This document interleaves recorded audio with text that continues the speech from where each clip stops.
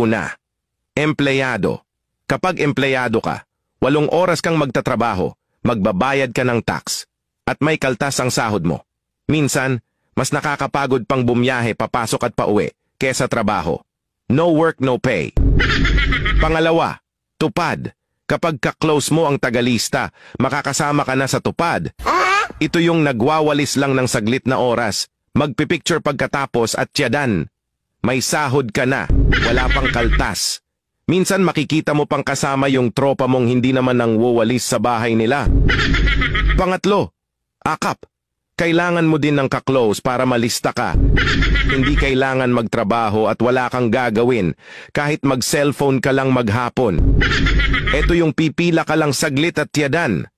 May pera ka na at wala pang kaltas. Ganito na ang sistema ngayon.